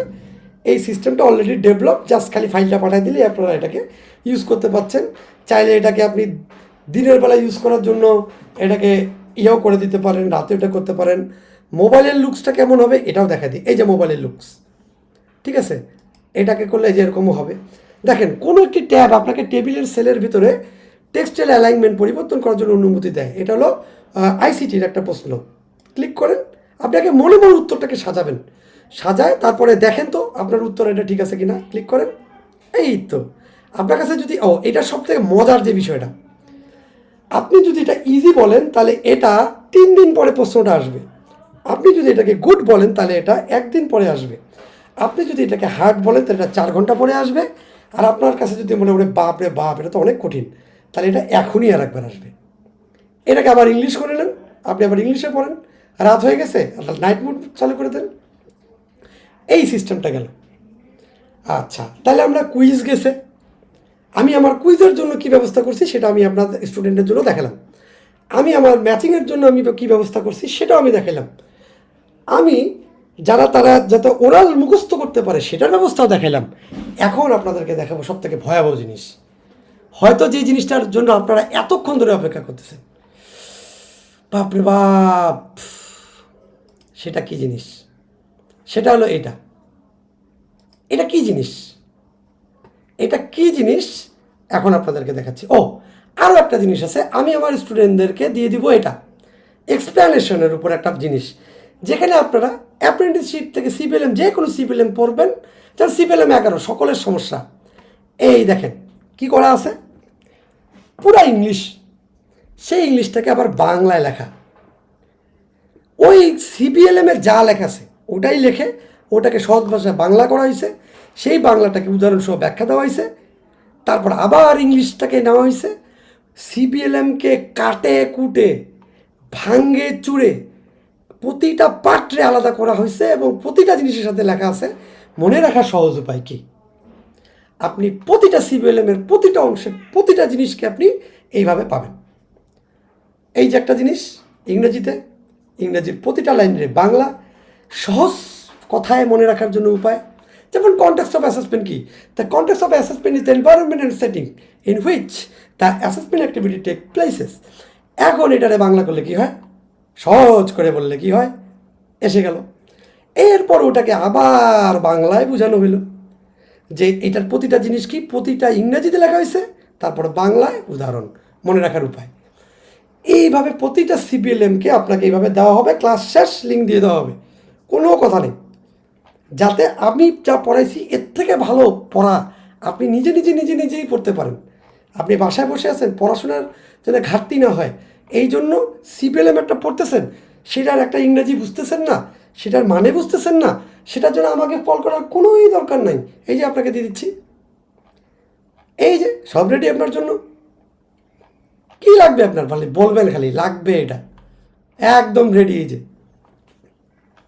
ঠিক আছে, সিপিএলএম বুঝতেছেন না, সিপিএলএম কোন দেশ থেকে আসছে, কিভাবে কি হয়েছে, আসেন আপনাদেরকে গল্প সহ শোনায় দিই। সিপিএলএম কি, কই থেকে আসছে, এটার ইতিহাস কি। একবার 1911 সালে কি ছিল, 1956 সালে ব্লুম ট্যাক্সোনমির কি হলো, কগনিটিভ, সাইকোমোটর, অ্যাফেক্টিভ কীভাবে আসলো, প্রতিটা জিনিস আপনি এমনভাবে পাবেন, শুধু সিপিএলএমের উপরে 58 পাবেন আপনি। ঠিক আছে, আপনি পড়েন, আপনি জানেন 360 ঘন্টার ইতিহাস জানেন, যেটা নিয়ে অলরেডি আমার একটা ভিডিও আছে, কিন্তু ওই ভিডিওতে আমি যা বলছি তার থেকে বেশি গবেষণা এইখানে আছে। একদম প্রতিটা লাইন ধরে ধরে ধরে ধরে আছে। আমি আর কতটুকু মুখস্থ করতে পারবো, আমি যতটুকু পারছি আমি ততটুকু দিয়ে ইউটিউব ভিডিও করছি, বাট এখানে আরও ডিটেলস আছে। শুধু এটা তা না, শুধু সিভিলেমের উপরে আছে একটা, এই যে দুইটা, আবার কারিকুলামের উপর আরেকটা আছে। শুধু কারিকুলাম কি জিনিস, এর অর্থ কি, এখন এই ব্যাখ্যাগুলো কই থেকে পাইছি, কারণ আমি তো টেস্ট ডারিন স্টুডেন্ট ফিলিপাইনের, সেখান থেকে আমি যা যা নতুন নতুন জিনিস জানতে পারতেছি সেগুলো আমি বাংলা করে দিয়ে দিতেছি, যার ফলে হচ্ছে আমাদের সিপিটিএ এবং ফিলিপাইনের সিপিটিএর মধ্যে একটা খুব সুন্দর একটা মিলমিশ আপনি আমার ক্লাস, আমার প্রতিটা জিনিসের মধ্যে পাবেন। এই জন্য একটু দেখবেন, একটু নয়া নয়া লাগে, একটু নতুন নতুন লাগে। এই যে মনে রাখার টিপস প্রতিটা ব্যাপারেই থাকবে। সবথেকে বড় ব্যাপার, আপনারা আমাকে বলবেন যে স্যার এইটা আমার লাগবে, একদম ওটা তৈরি হয়ে যাবে আপনার জন্য, খালি বলবেন। আচ্ছা, এখন সব থেকে গুরুত্বপূর্ণ, এতগুলো জিনিস তো কথা বললামই, আর একটা সব থেকে গুরুত্বপূর্ণ যে জিনিসটা দেখানোর জন্য আমি আসছি, সেটাকে এখন আমি আপনাদেরকে দেখাবো। সেটা কি, সেটা হলো এই অ্যাপটা। সেই অ্যাপটা আমি কেন বানাইলাম, সেটা বানাইলাম এই কারণে, আমি কিছু জিনিসকে আমি ডাইরেক্ট ভিডিও আকারে দেখাতে পারতেছি না, কিন্তু আমি যেটা খেয়াল করলাম সেটা হলো যে সিবিটিএনএতে যে প্রশ্নগুলোকে তৈরি করা হচ্ছে সেটা 100% এআই দিয়ে তৈরি করা। ইভেন আমি ওপেন এআর ল্যাবে পর্যন্ত আমার সিপিটিএনএস যে সিপিটিএনএ লেভেল 4-এর প্রশ্নের কিছু অংশকে আমি পাঠাইছি, এবং তারা রিপোর্ট দিছে যে হ্যাঁ এটাতে এআই এর ব্যবহার করা হয়েছে। এরপর আমি মোট 4টা এআইকে দিয়ে আমি মানে ট্রাই করছি যে এটা কি আসলেই, তারা আমাকে ব্যাখ্যা সহ দিয়ে দিচ্ছে যে এই সকল জিনিসের জন্য এটাকে তারা 100% শিওর যে এই অ্যাসেসমেন্টের সকল প্রশ্নগুলো এআই দ্বারা গঠিত। কারণ মানুষের ভাষায় কিছু কিছু জিনিস অন্যরকম হয়, এআই এর ভাষার মধ্যে কিছু কিছু জিনিস অন্যরকম হয়। তো এইটা এখন এটা কোনো খারাপ কোনো কিছু না, এই জিনিসটা খারাপ কোনো কিছু না যে এআই দিয়ে এটাকে তৈরি করা হয়েছে, বরং এটা ভালো, কারণ মানুষের পক্ষে এরকম অনেক কিছু করা সম্ভব নয়। এরপর আমি পুরো জিনিসটাকে রিভার্স ইঞ্জিনিয়ারিং করছি। ফুল রিভার্স ইঞ্জিনিয়ারিং করার পরে যা পাইলাম সেটাকে এখন আমি আপনাদেরকে দেখাবো, যেটা আমাদের জন্য মারাত্মক দরকার, খুব সুন্দরভাবে দরকার। ঠিক আছে, আমি আপনাদেরকে ওই জিনিসটাকে দেখাতে পারবো না যে আমি কিভাবে রিভার্স ইঞ্জিনিয়ারিং করছি। কারো যদি সন্দেহ থাকে যে হ্যাঁ হাজির স্যার এটা কীভাবে বললেন যে সিপিটিআর এর অ্যাসেসমেন্টের প্রশ্নগুলো এআই দ্বারা তৈরি, আমাকে পার্সোনালি আমাকে কল দিবেন, আমি লাইভ আপনাকে একদম এরকম করে দেখাই দিব যে এআই কী বলতেছে। ঠিক আছে, আচ্ছা, এখন আমি রিভার্স ইঞ্জিনিয়ারিং মানে ওই যে আমার ব্যাপারটা হয়েছে কি, ওই আমেরিকা বোম ফেলেছে ইরানে, এখন ওরা ওই যে বোম পাইছে ওই শেল থেকে রিভার্স ইঞ্জিনিয়ারিং করে পুরো সিস্টেমটাকে তৈরি করে ফেলেছে। এখন আমি টোটাল সিস্টেম তৈরি করে ফেলেছি। এই যে দেখেন, এখন ম্যাজিক দেখবেন, এই যে ম্যাজিক, এইটার মধ্যে আমি দিলাম, দেওয়ার পরে এমসিকিউ, ম্যাচিং, সব কিছু তৈরি হয়ে গেল। ফ্রেশ ফিল, এখানে আমি চাইলে সব কিছুকে করতে পারি, ইচ্ছা করলে আমি এটাকে আরেকটাভাবে ব্যবহার করতে পারি। এই যে দেখেই সেটা হলো এইভাবেও করতে পারতাম চাইলে। এই যে আমি এমসিকিউগুলোকে আলাদা করে বসাতে পারি, ম্যাচিংগুলোকে আলাদা করে বসাতে পারি। ঠিক আছে, আবার এগুলোকে শাফল করতে পারি। ঠিক আছে, তারপরে এই প্রশ্নটা দিলাম, এই যে কমপ্লিট। এখন ম্যাজিকটা দেখেন, দুটো ম্যাজিক দেখাবো। এই যে কী হয়েছে, ডাইরেক্ট অ্যাসেসমেন্টের প্রশ্ন তৈরি। দেখেন, সিবিটিআর এর জন্য প্রশ্ন তৈরি, একবারে রেডি। এখন কি হবে? এখন আমার স্টুডেন্টগুলো এগুলোকে পরীক্ষা দিবে। আচ্ছা, এখন প্রবলেমটা কি? আমি কি প্রবলেম ফেস করতেছি? সেটা হলো আমার স্টুডেন্ট পরীক্ষা দিল না, তার বিভিন্ন কাজ, তার বিভিন্ন সমস্যা। কি করা যেতে পারে? এই যে সে পরীক্ষা দিবে না, এই যে একটা ফাইল, সেই ফাইলটা আমি তাকে মোবাইলে পাঠিয়ে দিলাম। ঠিক আছে, এই যে মোবাইলে পাঠিয়ে দিলাম, তাহলে কি হবে? এখন তাকে এখানে লিখতে হবে। এই যে সে লিখবে, এই যে দেখেন পরীক্ষার প্রশ্নটাই যে এইভাবে লিখবে, সে ডেট দিয়ে দিল।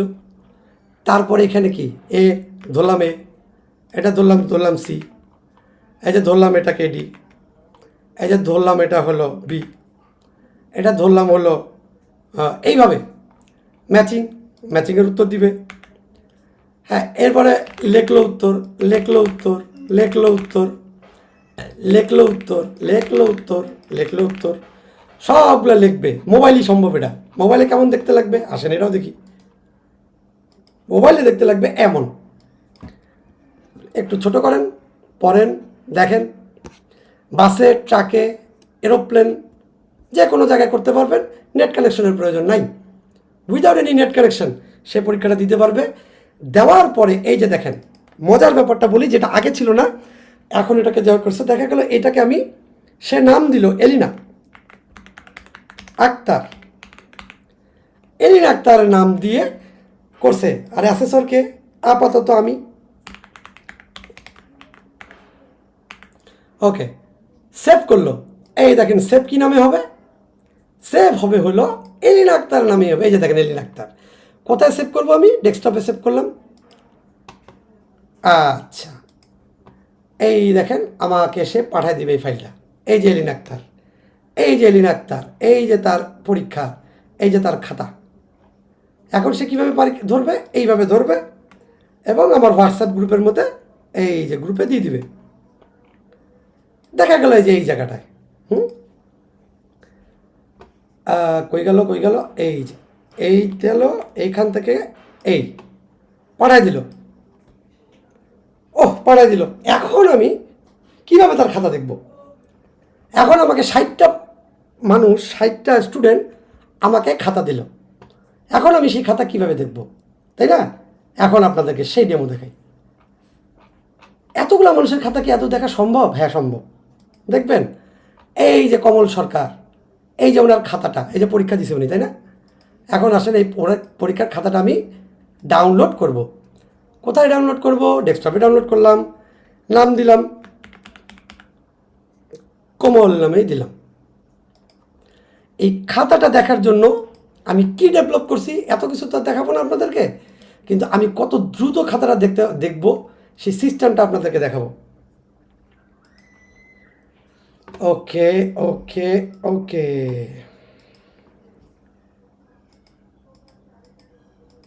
কিভাবে আমার পক্ষে সম্ভব? 200 জন স্টুডেন্ট হলো, 200 জন স্টুডেন্টের খাতা দেখা। এই যে কমল সরকারের খাতাটা নিলাম, এইভাবে এখানে ফেলে দিলাম। এই যে চলে আসতেছে, 1 কাপ চা খাইতে খাইতে, তাও লাগবে না।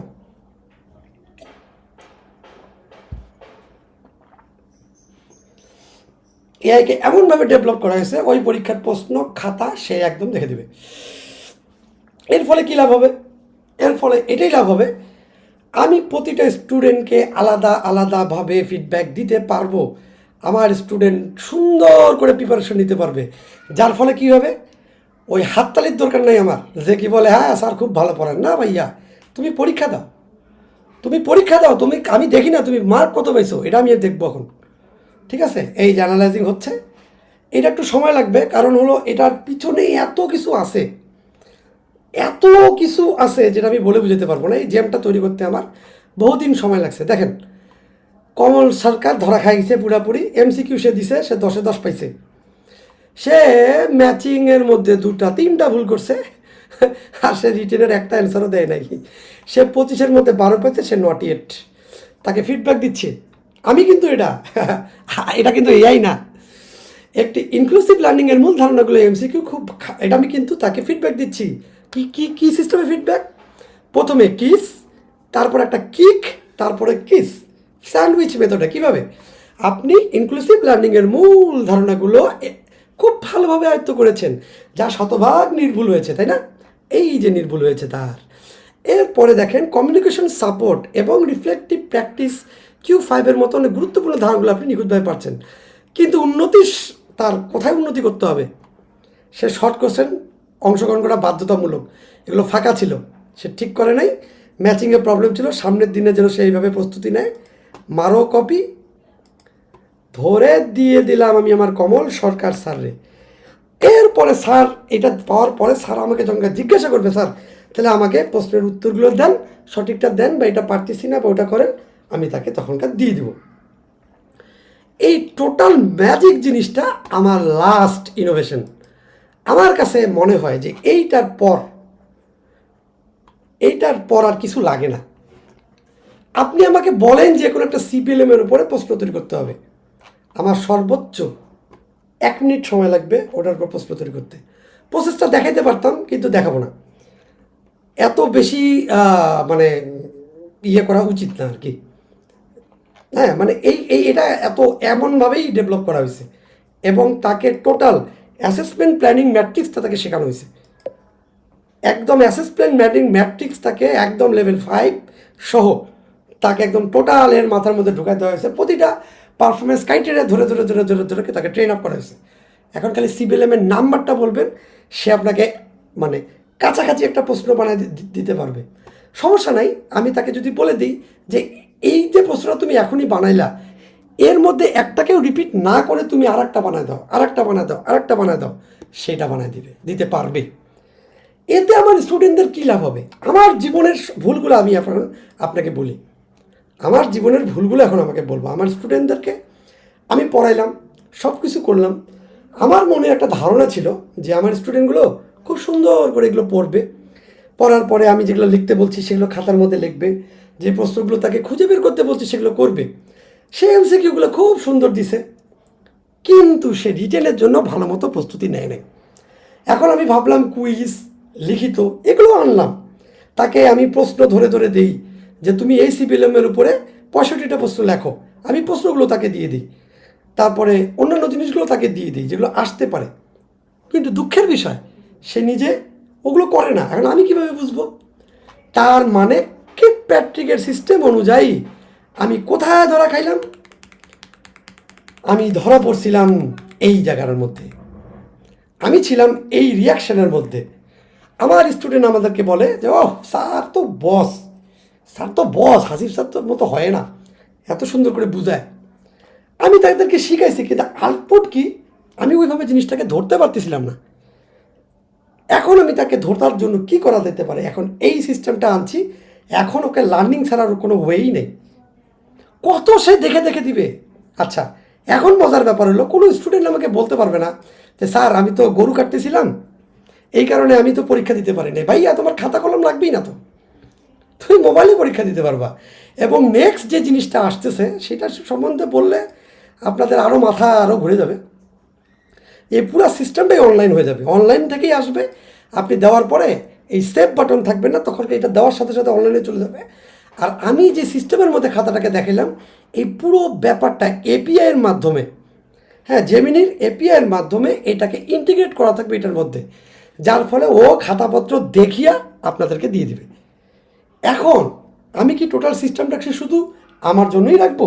না, আমি সামনে একটা সিস্টেম ডেভেলপ করতেছি। সেটা হলো আপনারা যে স্টুডেন্টের ট্রেনার হন, মানে যেই ট্রেনারেরই স্টুডেন্ট হন, কোনো সমস্যা নেই, আপনারা চলে আসবেন আমার লেভেল,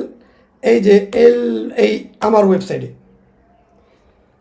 এই ওয়েবসাইটে চলে আসবেন। আমার ওই ওয়েবসাইটে এইখানেই অপশন থাকবে, আপনি চাইলে CPLM 1, 2, 3, 4, 5 যে কোনো CPLM-এর উপর পরীক্ষা দিতে পারবেন। আপনি চাইলে 1, 2, 3 বা 4, 5, 6 এগুলো সিলেক্ট করে ওগুলোর মধ্যে অ্যাসেসমেন্ট দিতে পারবেন, অথবা আপনি 12টা CPLM-এর উপরে অ্যাসেসমেন্ট দিতে পারবেন। আপনি কুইজ দিতে পারবেন, যে কুইজের সিস্টেমটা একটু আগে আপনাদেরকে দেখাইলাম। এই ম্যাচিং গেম, এই জিনিসটা থাকবে। কী থাকবে আপনাকে ভিজুয়াল সহ দেখাই দিই। এগুলো হলো আমার স্টুডেন্ট যারা না, তারা যাতে এটাকে দেখতে পারে। এই যে ম্যাচিং গেম, আপনারা এইভাবে ম্যাচিং করবেন, এভাবে ঢুকবেন, প্রথমে আপনি নাম দিবেন, আপনার একটা রোল থাকবে অবশ্যই, তারপর একটা কিছু একটা দিয়ে এখানে ঢুকবেন, এরপর আপনি আবার অনলাইনে এগুলো গেম খেলতে পারবেন। গেম খেলতেছেন আর ভাল লাগে না, এরপর আপনি কি করতে পারবেন, আপনি করতে পারবেন হলো আর একটা জিনিস, সেটা কোথায় গেল একটু, আপনি এইরকম কুইজ থাকবে, এখানে আপনি নাম লিখবেন, কতগুলা কুইজ খেলবেন সেটা দিবেন, 10টা 25টা 50টা দিলেন, দেওয়ার পরে আপনি এইভাবে কুইজ খেলতে থাকবেন। ঠিক আছে, এইভাবে কুইজ খেলতে থাকবেন। ঠিক আছে, এবং এটা আপনাকে দেখা যাবে যে আপনি কতগুলো পাইছেন মার্ক। এরপরে যেটা হচ্ছে ভয়ঙ্কর জিনিসটা, এটা হলো যে এটা আপনারা অনলাইনে একদম এই পেজটার মধ্যেই, যাতে আপনার অ্যাসেসমেন্টের কিন্তু এই প্রশ্নেতেই পরীক্ষা হবে, একদম দেখতে এরকম, ওই ভয়টা যাতে না লাগে সেইটাতে আপনারা পরীক্ষা দিবেন। চাইলে এটাকে জুম ইন করতে পারবেন, জুম আউট করতে পারবেন, মোবাইলে খেলতে পারবেন, যে কোনো জায়গায় করতে পারবেন। এইখানে করার পরে একদম সুন্দর একটা এই রকম একটা অ্যান্সার আপনার কাছে চলে আসবে। এই অ্যান্সারটা যে আপনি এই ভুল আছে, আপনি এটা করেন নাই, এটা করেন, এইভাবে করলে আপনি কম্পিটেন্ট বা নট ইয়েট দেখাই দেবে। এই জন্য আমি একটা চিন্তা ভাবনা করতেছি, আমি একটা রিঅ্যাসেসমেন্ট ব্যাচ খুলবো, যে অ্যাসেসমেন্ট একদম হয়তো অ্যাসেসমেন্ট সহ হয়তো মাত্র কি 4,000 টাকা নিব, হয়তো তার মধ্যে 3,000 টাকা তো অ্যাসেসমেন্ট ফি, আর 1,000 টাকা হয়তো মাত্র নিব আমি। হ্যাঁ, যার ফলে হবে কি, সে 1 মাস ধরে প্র্যাকটিস করতে হবে, সে প্র্যাকটিস করে অ্যাসেসমেন্টের আগ পর্যন্ত এই প্র্যাকটিসগুলো করবে, করে যে অ্যাসেসমেন্টে যা বসবে, তাহলে তার রিটেন নিয়ে আর কোনো সমস্যা নেই, সে অনলাইনে রিটেন গেমগুলো খেলতেছে। আর আমার স্টুডেন্টের জন্য আজীবন ফ্রি। আর যারা এইটা আসবে, এটা সাবস্ক্রিপশন মডেলে আমি করব। কেউ হয়তো 1 মাসের জন্য এই সিস্টেমগুলো ব্যবহার করতে পারে, কেউ হয়তো 4 মাসের জন্য ব্যবহার করতে পারে। তো এগুলা আগামী মাসে, মানে আগামী কিছুদিনের মধ্যে হয়তো এগুলো চলে আসবে। আর আমার স্টুডেন্টের জন্য এগুলো আজীবন ফ্রি থাকবে, যে আমার স্টুডেন্ট হবে সেটা খেলতে পারবে। তার কারণ কি, তার তো এইখানে সে এনরোল করবে, তার তো এখানে নাম রোল সব কিছু থাকবে, সে তো সিস্টেমগুলো এইভাবেই থাকবে। ঠিক আছে, তো এই ছিল আমার পুরো বক্তব্য। একবার আমি প্রথম থেকে একটু বলি, একটু রিভিউ করে নিই। আজকের ক্লাসে আমাদের সেশনের মূল বক্তব্যগুলো একটু বলি। আজকের ছিল 95 ট্রেনিং সেশন কেন ফেল করে। আমার এটা বলার উদ্দেশ্য, বোঝানোর উদ্দেশ্য একটা, সেটা হলো আমার স্টুডেন্টের যেন, মানে অন্যান্য যারা ট্রেনার আছে তারাও যেন এরকম একটা সিস্টেম করে। তারা, আপনি একজনের কাছে ট্রেনিং করবেন, সে কীভাবে করাবে, তার সিস্টেমটা কি, সে ক্লাস কীভাবে নেয়, তার সিস্টেমগুলো কীরকম, সেটা তো আমি মনে করি আপনাদের জানার অধিকার আছে। অবশ্যই আপনাদের এটা জানার অধিকার আছে। এখন আপনারা না জেনে কেন আরেকজনের কাছে আপনারা করবেন, সবাই এই লাইনে আসুন। আমি ওপেনলি সব কিছু আপনাদেরকে দেখালাম যে আমি কীভাবে সব কিছু করতেছি, এবং এটা এই মাসের জন্য, আগামী মাসে না জানি আরও কী বানা ফেলাবো আল্লাহ পাক জানে। খালি আমার স্টুডেন্ট খালি বলুক যে আমার এটা বুঝতেছি না, আমাকে এটা বানায় দেন, আমার জন্য এটা করেন, তারপর আপনারা দেখেন যে আগামী মাসে কী আসে। আচ্ছা, তবে একটা সুন্দর একটা ঘোষণা আছে, সেই ঘোষণাটা হলো গিয়ে এই ব্যাচে যারা যারা ভর্তি হন নাই তাদের জন্য একদম খুব মানে মানে সহানুভূতি আমার, তাদেরকে অনেক অনেক ধন্যবাদ। যারা ভর্তি হননি তাদেরকে ধন্যবাদ এই কারণে যে আগামী ব্যাচ থেকেই হয়তো আমি 10 করে নেব, কারণ আর এত কমে আমি আর কোনো স্টুডেন্টদেরকে শেখাবো না। এই লাস্ট ছিল 5, এরপর থেকে আমি মানে অ্যাসেসমেন্ট সহ 10 পড়বে, 10-এর নিচে আমি আর কোনো সেশন পরিচালনা করব না। তাতে কি হবে, তাতে এই লাভটা হবে যে আমি অল্প কয়েকটা স্টুডেন্ট পাই, কারণ আমার ব্যাচ 4-এ কয়েকজন স্টুডেন্ট ভর্তি হয়েছিল, আর ব্যাচ 5-এ তো আমি টাকা বাড়াই নিছি, তাতে কয়েকজন ভর্তি হয়েছিল সেটা নিয়ে আমি ম্যাথ করা শেষ করার পর যেটা বুঝলাম, আমি যতই টাকা চাই না কেন স্টুডেন্ট আমাকে দিবে। ওই লেভেলে আমি এখন চলে আসছি আলহামদুলিল্লাহ, আল্লাহ রাব্বুল আলামিন আমাকে ওই জায়গা পর্যন্ত নিয়ে আসছে। এখন আমাকে কি করতে হবে, এখন আমাকে এটা করতে হবে যাতে আমি আমার সার্ভিসটাকে আরও সুন্দর করতে পারি, সার্ভিসটাকে আরও ভালো করতে পারি, এবং প্রতিটা ব্যক্তিকে ইন্ডিভিজুয়ালি যেন আমি তাকে হেল্প করতে পারি, তাকে গাইড দিতে পারি। একটা স্টুডেন্টকে জন্য সর্বনিম্ন আমি 2.5 মাস গাইড দিতে পারি। আমার আজকে থেকে টার্গেট, আমি যেন প্রতিটা স্টুডেন্টকে ন্যূনতম 2.5 মাস তাকে আমি একটা সার্ভিস দিতে পারি। ঠিক আছে, একদম হ্যান্ড হোল্ড, হাতে ধরে যেন আমি করতে পারি। তাতে হবে কি মানে আমার এত প্যারা হবে না, এত স্টুডেন্টের ভেজাল আমি নিব না। যত দিন যাবে তত আমার আগেরগুলোকে বাইর করে দেবো, যারা আমার সিস্টেমের মধ্যে ঢুকবে না তাদেরকে বাইর করে দেবো, 10,000 টাকা করে নিব। এবং আমি আমি জানি আমার এই সিস্টেম করলে সবাই আমার এখানে আসবে, এটা এইটুকু কনফিডেন্ট আমার মধ্যে অলরেডি ডেভেলপ। কারণ আমার অঙ্কই বলে দিচ্ছে যে ব্যাচ 4 থেকে 5-এ আমার কত স্টুডেন্ট বেশি ভর্তি হয়েছে, 5 থেকে 6-এ আমার কত বেশি স্টুডেন্ট ভর্তি হয়েছে। এতে আমার 7-এ আমি অবশ্যই 7-এ আমি মানে আমার কত তাহলে 7,000 টাকা করে নিচ্ছি, সাথে 3,000 10। ওকে, এই জন্য যারা যারা আমার এই ব্যাচে ভর্তি হননি তাদেরকে আমি খুবই শুভকামনা, কারণ তারাই ঘুরে ফিরে আমার কাছে আসবে, তো তখন তাদের কাছে বেশি করে নিতে পারবো। এই জন্য তাদেরকে অনেক শুভকামনা। আচ্ছা, আর যারা এই ব্যাচে অলরেডি ভর্তি হয়ে গেছেন, ব্যাড লাক যে তাদের কাছে বেশি নিতে পারলাম না। এখন আমরা একটু রিভিউ করি 95% সিবিটিএতে কেন ফেল করতেছে। কারণ হলো আমরা নিজেদেরকে ডেভেলপ করতেছি না। আমাদের ট্রেনারদেরকে নিজেদেরকে ডেভেলপ করতে হবে। আমরা ট্রেনাররা কি করব না করব, কি সিস্টেমে আগাবো, এই জিনিসগুলো ওপেন অ্যান্ড ক্লিয়ার থাকতে হবে। আমি যা বলতেছি চোখের সামনে, মুখের সামনে, স্ক্রিনের সামনে বলতেছি। ভালো লাগবে আপনারা করবেন, ভালো লাগবে না সালাম দিয়ে চলে যাবেন। আমি এখানে কারো গিবত, কারো নামে কোনো খারাপ কিছু বলতে আসি নাই।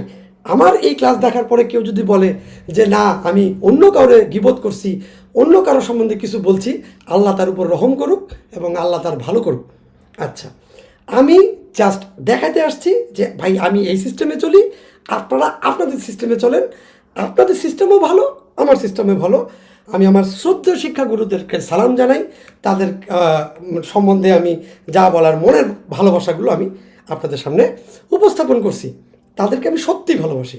দেন আপনাকে প্রশ্ন করছি যে আপনাদের শেষ যে ট্রেনিংটা করছেন সেটা আপনাদের কতদিন আগে করছেন, সেই ট্রেনিংয়ে আপনাদেরকে যা বলা হয়েছে সেটা কতটুকু মনে আছে, কর্মক্ষেত্রে কতটুকু প্রয়োগ করছেন, ক্যারিয়ারে কতটুকু পরিবর্তন আনছেন।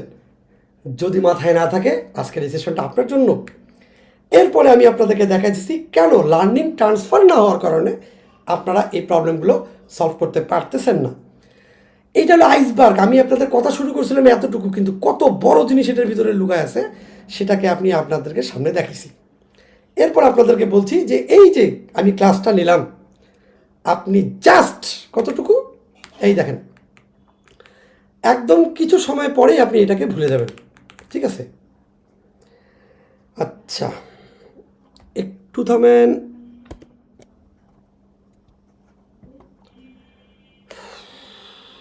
একদম প্রথমে চলে আসছে, সরি। লার্নিং ট্রান্সফার দেখালাম, এটা দেখালাম, ফরগেটিং কার্ভের এটা যে 20 মিনিট পরে আপনি 58% ভুলে যাবেন, 24 ঘন্টা পরে আজকে আমি যা বলছি সব কিছু আপনারা 70% ভুলে যাবেন। আচ্ছা, আর এক সপ্তাহ পরে 90% ভুলে যাবেন। উপায় কি? আপনাকে এই জিনিসটা আর একবার দেখতে হবে, বুঝতে হবে। স্যার খুব ভালো পড়াইছেন, 10 পয়সা দাম নাই এটার। ভালো লাগা দেখে লাভ নাই কোনো, বাস্তবে অভিজ্ঞতা অর্জন করতে হবে। এই পুরো জিনিসটাকে আপনাকে ব্যবহার করতে হবে। আপনি যা শিখছেন তাকে আপনার ডাইরেক্ট অ্যাসেসমেন্ট দিয়ে পরীক্ষা দিয়ে আপনাকে অভ্যস্ত হতে হবে। আমি যদি প্রতিদিন 2টা এমসিকিউ এবং একটা রিটেন পরীক্ষা নেই এবং সেটা যদি 3 মাস চলে, তাহলে 90 বার আমার স্টুডেন্টরা প্রতিদিন অ্যাসেসমেন্ট দিবে। তাহলে ইনশাল্লাহ তারা কম্পিটেন্ট না হলেও তারা একদম পুরো ব্যাপারটার সাথে অভ্যস্ত হয়ে যাবে ইনশাল্লাহ। এটাতে আমি ভালো একটা আউটপুট আমি আশা করি। সার্টিফিকেট নয়, কম্পিটেন্সের দরকার। আমাদের মূল প্রবলেমটা কি? আমাদের ট্রেনাররা আগে কন্টেন্ট দেখায়, স্লাইড আর থিওরি নিয়ে আলোচনা করে, তারপর তারা ক্লাসে আলোচনা করে, মুখস্থ করে পাশ করার কোনো কথা বলে, এবং কর্মক্ষেত্রে এটা জিরো। আমি কোনো রকম মুখস্থ নিয়ে আশাবাদী না। আপনি আমার পরীক্ষা দেন, কেমনে দিবেন আমি আপনাদের বুঝাচ্ছি। বাংলা দেন, উর্দুতে দেন, ফার্সিতে দেন। এরপর আপনাকে ডোনাল্ড কিক প্র্যাকটিকের পুরো সিস্টেমটা নিয়ে আমি আপনাদের আলোচনা করলাম। প্রথমে আমাকে খেয়াল করতে হবে যে আমি যে আজকে ট্রেনিংটা করাইলাম, ডিড দে লাইক ইট, তারা কি এটাকে পছন্দ করছে? তারপর learning, did they actually learn it, তারা কি লার্ন করতে পারছে এটার ভিতর থেকে কিছু? তারপর লেভেল 3 বিহেভিয়ার, তাদের কি এই জব সেকশনে বা এটার জন্য পরিবর্তনের জন্য কি তাদের কি কোনো পরিকল্পনা, কোনো প্ল্যান আছে?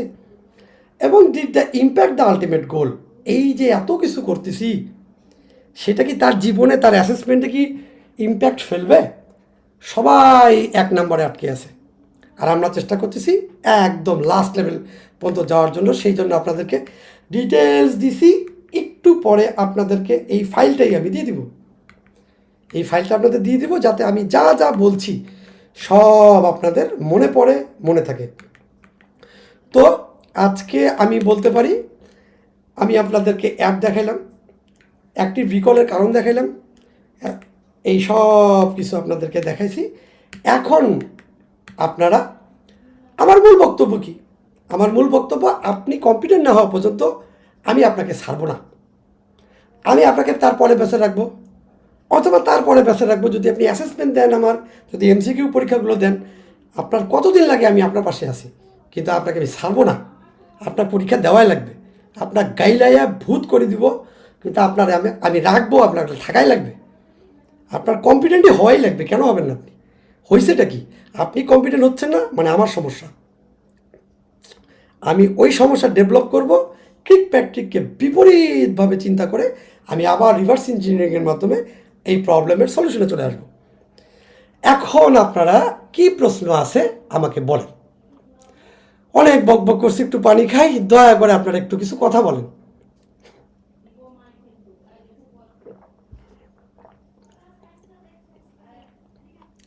কেউ কি আছেন? জি স্যার, আমার একটা প্রশ্ন ছিল। জি স্যার, বলেন। হাত উঠাবেন আর বলবেন, কোনো সমস্যা নেই, বলেন স্যার।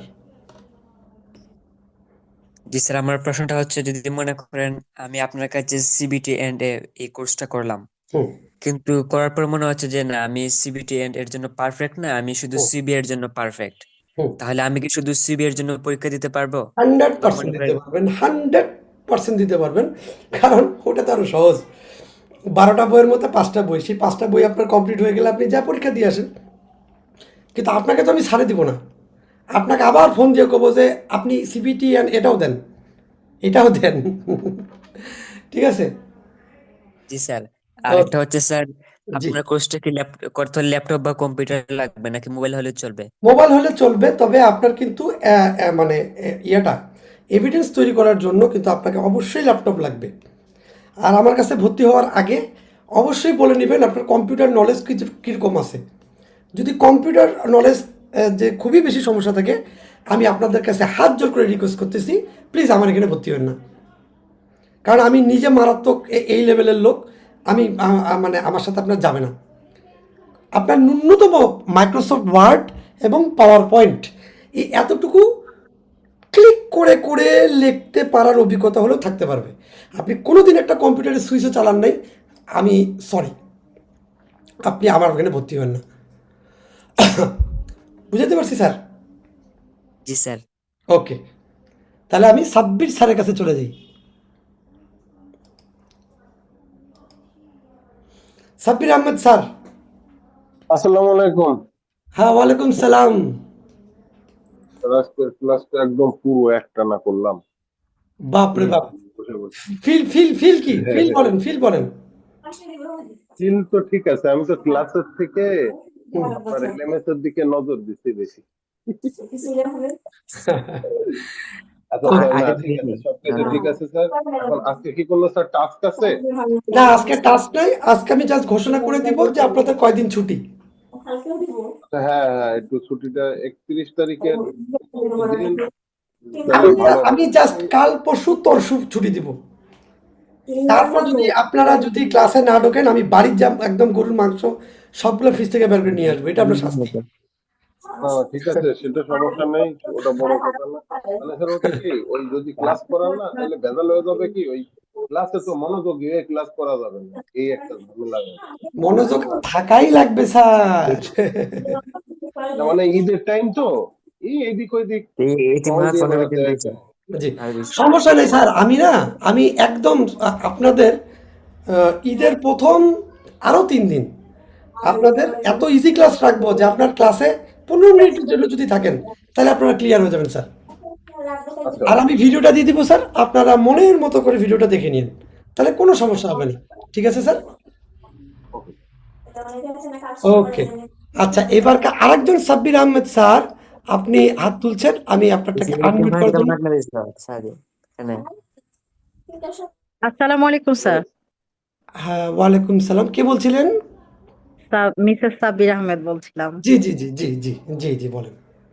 স্যার আসলে না ওকে একটু বেশি চাপ দেন। ও পারে কিন্তু ও পড়তে চায় না। দেখেন আপনি পড়াচ্ছেন ও কিন্তু ঘুম ঘুম ভাব। ওকে বেশি করে জব দেন।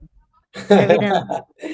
আচ্ছা আচ্ছা আচ্ছা আচ্ছা আচ্ছা আচ্ছা, ওকে। আসলে যে পড়তে বসলে ঘুম পড়া যে একটা একটা ব্যাপার আছে না, না, এটা একটা কিন্তু ব্যাপার আমার আছে। ভিতরে আছে, হ্যাঁ। আচ্ছা, ওকে। এখন আমাদের এখানে রেজাউল করিম স্যার, আপনি একটু বলেন। এমডি রেজাউল করিম স্যার, আপনাকে আনমিউটের জন্য আস্ক করছি, প্লিজ বলেন।